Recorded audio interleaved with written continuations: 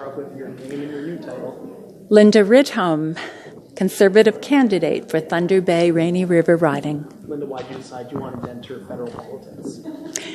I decided to enter federal politics because there is a need to talk about an alternative to what we have right now.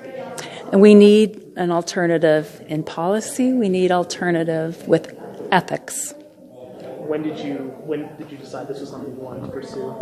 It came as somewhat of a surprise to me, actually, in January.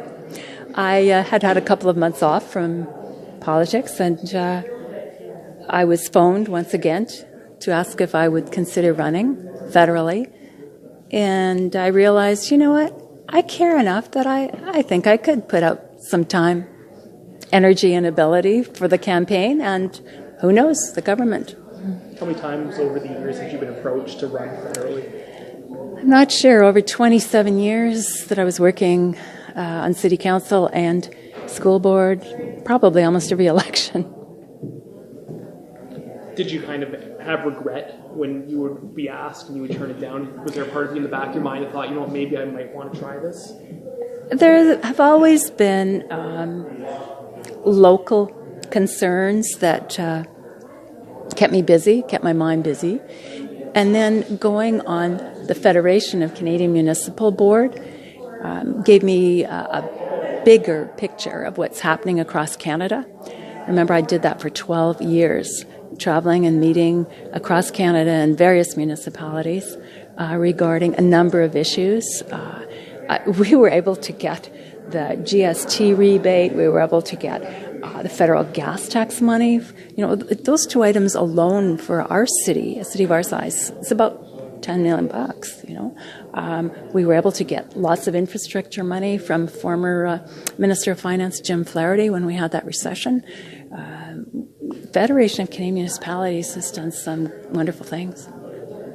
You admitted yourself during your speech that you live in an area of the country that typically votes Liberal, or it has even NDP more recently. What do you believe? Do you think that you can win, and why? I think that people in Canada, not just Thunder Bay and Rainy River, are looking for hope. Hope with their lifestyle, affordable lifestyle. I think they're looking for ethical people who will govern in Ottawa. People, I think, have maybe become disappointed with what's happened in the past, regardless of parties, you know. People are looking for help.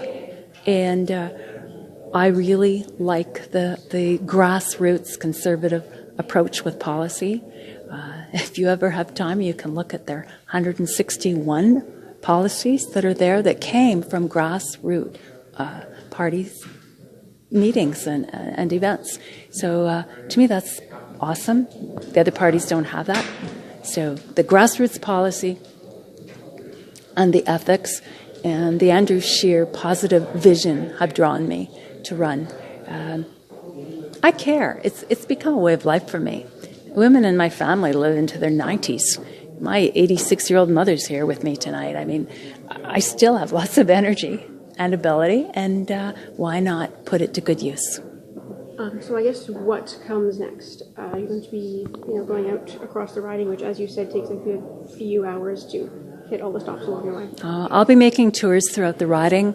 I want to hear from the people, and I know there are some concerns. For example, we all know from the news that in Fort Frances there's concern about the mill and the forest in that neighborhood. We know that there are places in Thunder Bay Rainy River that would like to see more employment or better paid employment. There are ongoing conditions with the Ring of Fire. There are a number of things we know, but I'd like to hear more from people. Everyday people, business people, all folks. You mentioned ethics multiple times tonight. Do you think that that's something that will be top of mind for people when they go vote in October? No one should be above the law. No one. And we are at a unique time in our history where a female Indigenous cabinet minister has defied her boss. Seemingly, that's what's happened from what we're hearing, and chosen the law. So it's an important, I guess, maybe crisis that I hope will kind of wake people up and realize that businesses shouldn't be above the law, right? Whether it's Lavalin or any other business. Businesses should not be above the law, nor should politicians in a Canadian democracy. So these are important issues that have to be dealt with.